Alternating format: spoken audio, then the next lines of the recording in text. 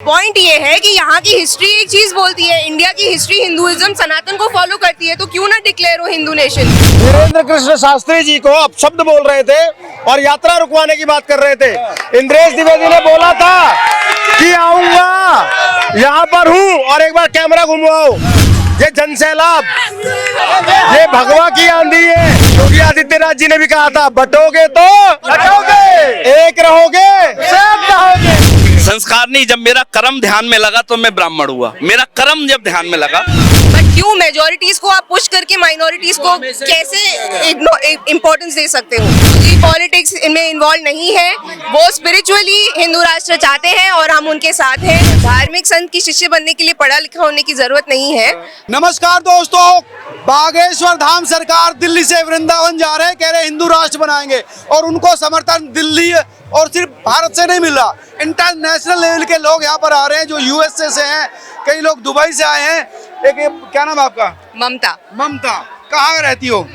Dubai, Abu Dhabi. Abu Dhabi रहते हैं और आई हो हिंदू राष्ट्र बनाने भारत को। जी अच्छा, बन जाएगा? बिल्कुल बन गया। कैसे, मम्मी है क्या? जी पहले से ही बन चुका। गुरुजी जब पहली यात्रा करे थे ना, तब से बन गया। अच्छा, बस ये तो हम और भी बस फॉर्मेलिटीज कर रहे हैं ये सारी। अच्छा जी।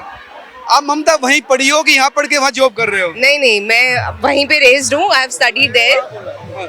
एजुकेशन मेरी सारी वहीं हुई है, इंजीनियरिंग भी वहीं करी है मैंने। तो भारत में क्या खींच कर रहा है ममता को यूएस अबू धाबी से? गुरुजी बिल्कुल। गुरुजी की क्या चीज आपको ज्यादा बेहतर लगती है? क्या चीज लगती है? उनके शिष्य हैं, आना ही था। उनके शिष्य हैं तो आना ही था, बस उन्होंने आदेश दे दिया था।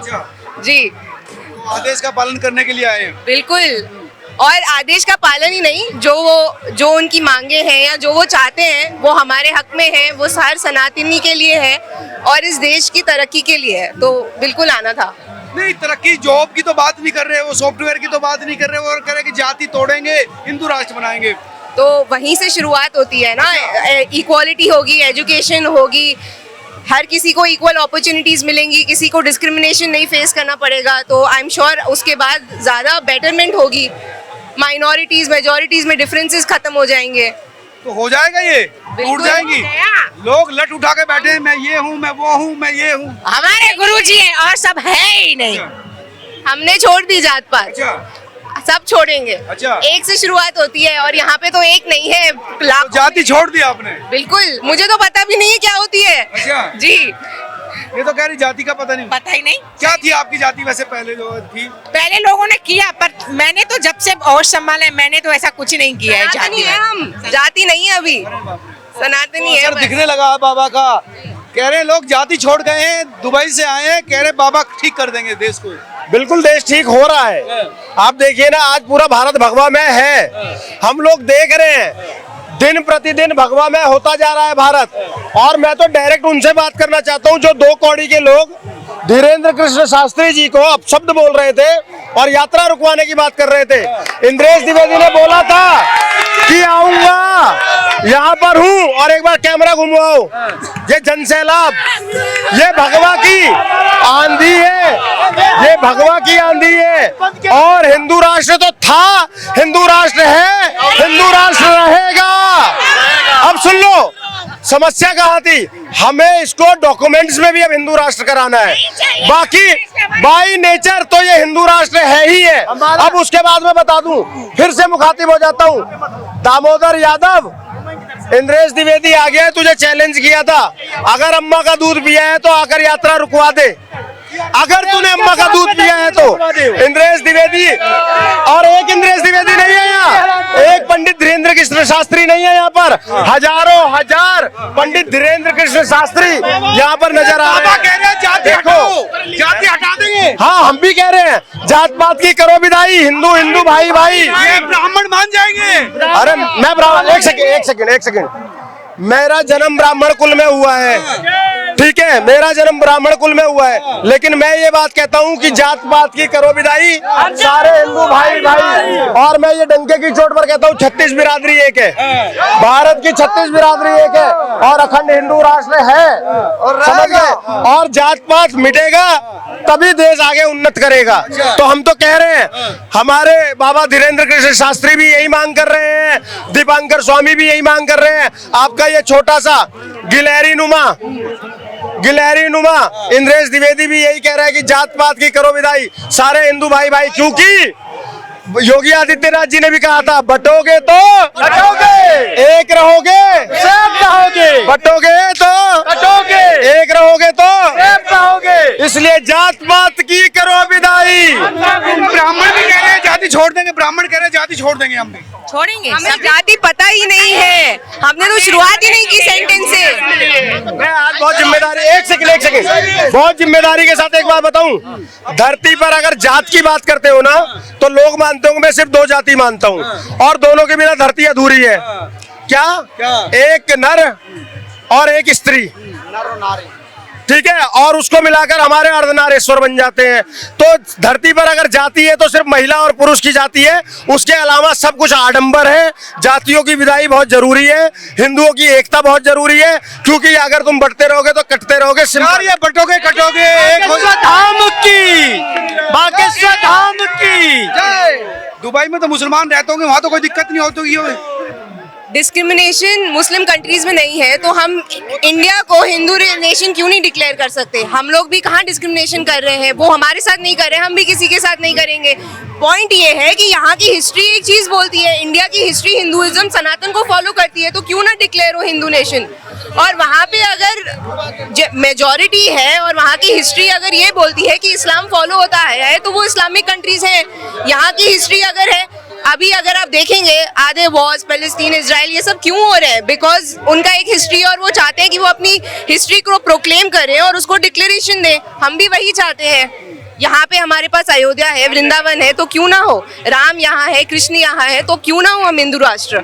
और हम किसी को देश से निकलने के लिए नहीं बोल रहे, हम तो बल्कि ये बोल रहे हैं कि हमको कोई डिस्क्रिमिनेशन चाहिए ही नहीं, तो आप यहाँ रहो, कोई प्रॉब्लम नहीं है, मेजॉरिटी माइनॉरिटी कुछ नहीं है, बस हमें एक होकर रहना है और हिंदू नेशन डिक्लेयर करना है। हमको इसको लोकतंत्र में क्या दिक्कत है? जब एक रहना तो फिर लोकतंत्र में क्या दिक्कत है? लोकतंत्र को डिस्टर्ब ही नहीं हो रहा, उससे क्या डिस्टर्बेंस है? बस पॉइंट ये है कि यहाँ की जो मेजॉरिटी है और यहाँ की मेजॉरिटी को जो रिस्पेक्ट मिलनी चाहिए और उस सनातन के जो रूल्स हैं, फॉर एग्जाम्पल गौ माता की रिस्पेक्ट करना, और हम लोग जिस तरीके से रहना पसंद करते हैं, हम एकता से, हमारे जो नेबरहुड्स हैं, हिंदू नेबरहुड्स हैं, हम बस वो चाहते हैं कि अच्छे से इस्टेब्लिश हो। That's it. तो हिंदू राष्ट्र में ज्यादा बेहतर चीजें होंगी, ज्यादा बेहतर डेवलपमेंट होगा। क्यों नहीं, बिल्कुल। माइनॉरिटीज को हमेशा से ज्यादा मेजॉरिटी से ज्यादा पुश किया गया। I have no problem against the minorities, but क्यों मेजॉरिटीज को आप पुश करके माइनॉरिटीज को कैसे इम्पोर्टेंस दे सकते हो?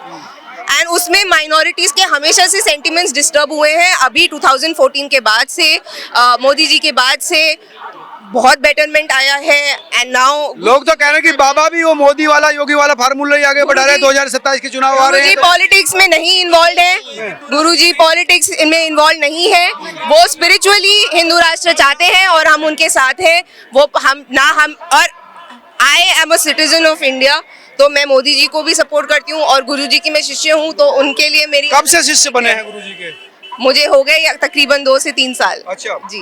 तो कब लगा ऐसा कि आप इतनी पढ़ी लिखी हैं कि एक धार्मिक संत की आपको शिष्य बन जाना चाहिए? कब लगा ऐसा, क्यों महसूस? धार्मिक संत की शिष्य बनने के लिए पढ़ा लिखा होने की जरूरत नहीं है।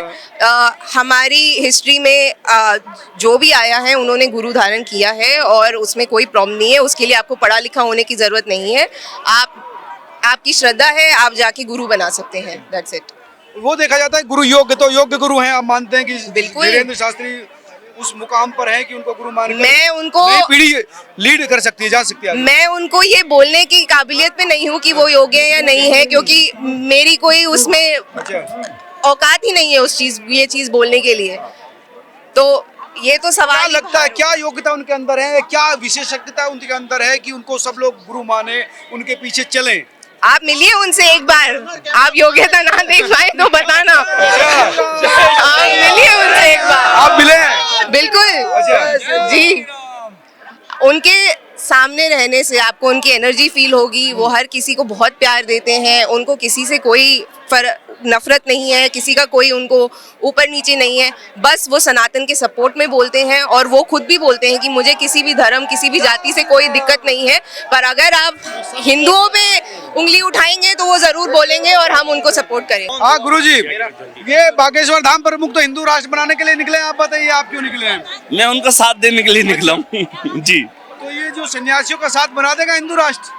देखिए, ये तो भविष्य है, लेकिन वर्तमान अगर हमारा सुदृढ़ होगा तो कुछ भी कर सकते हैं। और बहुत भी हमारा हिंदू राष्ट्र का मतलब क्या है? हिंदू राष्ट्र का मतलब है वो संस्कृति, वो सभ्यता जो पूरे विश्व के लिए लाभकारी हो, जिसमें हर कोई बड़ी आजादी के साथ, अभिव्यक्ति के साथ इन मूर्तपूर्ण जो हम नदी है, माता कहते हैं, गाय को माता का मतलब है आत्मीयता के साथ उनका लाभ लेना और उनका तो है गुरुजी, हर धर्म अपने आप को श्रेष्ठ कहता है, चाहे क्रिश्चियन हो, मुस्लिम हो, बौद्ध हो और हम हिंदू हो, सब अपने आप को श्रेष्ठ कहते हैं। लेकिन ये लोकतांत्रिक व्यवस्था में हिंदू राष्ट्र बनाने का कॉन्सेप्ट कितना चरितार्थ होगा, ये सवाल है। ये लोकतांत्रिक जो व्यवस्था है ना, ये सनातन से ही निकली है। हमारे जो पूर्वज राजा हुए थे ना, मानते हैं ये उन्होंने ही भरत जी से लेके ठीक है। और जो गुरु होते हैं ना, टीचर इन सेंस ऑफ आध्यात्म, टीचर इन सेंस ऑफ संस्कृति, टीचर से ही सारे बच्चे आगे बढ़ते हैं। और हमारे यहाँ परंपरा रही है कि हम बड़ों के साथ ही हमेशा आगे बढ़ते हैं। तो हिंदू राष्ट्र का ये तो एक राष्ट्र है, वास्तव में यहाँ पर कण कण में आवाज निकलती है। गंगा में भी रंकार होता है, हिमालय में ओम ओंकार होता है, तो बनाने की कोई जरूरत नहीं है। हम लोग यहाँ पर इसलिए है कि हम सभी हिंदू 3600 कौमों के जो हैं, 36 बिरादरी है, वो एक साथ लेकर एक साथ आगे बढ़े। पीठेश्वर है, हिंदुओं को लीड करते हैं, लेकिन जाति में बटा है हिंदू, और जिसकी वजह से मैं आपको बहुत अच्छा लॉजिक देता हूँ। हम जाति में बटे हैं रीजन ऑफ गुणों के आधार पर। बायोलॉजी में हम जाति वर्गीकरण करते हैं, तो हमारी जो जाति की व्यवस्था है वो अच्छी व्यवस्था बनाने के लिए है। अच्छा, आप इस जाति से, तो हमें पता है ये गुण इस व्यक्ति में है, तो उस जाति को हम जब लड़ाई की बात करते हैं हम क्षत्रियों को बुला लेते हैं, सफाई की बात करते हैं तो हम उन लोगों को बुलाते हैं जो उसमें निपुण है, जो कला की बात करते हैं तो हम उन्हें जागीर को बुला लेते हैं। हम राजस्थान से 600 वर्ष हमारी पुरानी सभ्यता है, तो जातिवाद नहीं है हमारे यहाँ, जाति की बात करते हैं हम। जातिवाद इसी वजह से कैटेगरीलाइजेशन की वजह से डिफरेंसेस भी हो सकते हैं, अप्रस्तुता आ गई है, कई चीजें आ गई है, जिसकी वजह से फिर समाज भी कमजोर होता है। नहीं, ये टीवी पर आप वो देखती है, मैंने तो कभी महसूस नहीं किया। आप आइए तो मेरी संगत में 10-10 हजार लोग एक साथ बैठते हैं, हमें पता ही नहीं है कौन व्यक्ति आ गया हमारे पास। ये टीवी पर किताबों में लिखी गई है, हमने कभी नहीं देखा। हमारे साथ सारे लोग, अभी भी देख लो, कोई मुझसे नाम नहीं पूछ रहा, मैं किसी से नाम नहीं पूछ रहा, और सब मेरे बच्चे, मैं इनका। तो पीढ़ा जी हो रहा है, ब्राह्मण होंगे मुझे लगता है आप तो। ब्राह्मण वो होता है जो ब्रह्म का ध्यान करता है।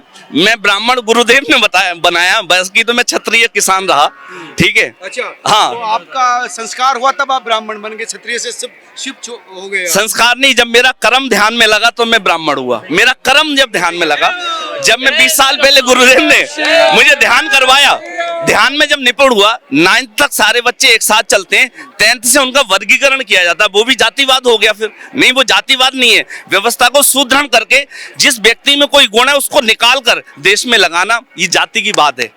बहुत बढ़िया। और बताइए, जय श्री राम। क्या कोई दलित भी पीठाधीश्वर बन सकता है? अरे राम, अरे कमाल कर रहे हो आप। रविदास जी महाराज साहब के घर से कौन निकली? छतरानी। कौन छतरानी? मीराबाई। मीराबाई ने अपने भतीजे महाराणा प्रताप से क्या कहा कि बेटा झुकना नहीं है, भारत देश को बचाना है। मीराबाई के गुरु कौन थे? रविदास। कबीरदास कौन थे? आप बताइए। 12 बच्चे लिए रामानंद जी महाराज साहब ने बनारस में। रामानंद जी कौन थे? जो कुंभ चलाते थे, ब्राह्मण थे। उन्होंने कबीर जी को लिया, जुल्हा को लिया, जाट को भी लिया, जाटव को भी लिया। तो हमारे यहाँ आज भी ऐसा ही है। मुझे तो कोई नहीं लगता, टीवी पर आप बात करते हो, मुझे नहीं लगता।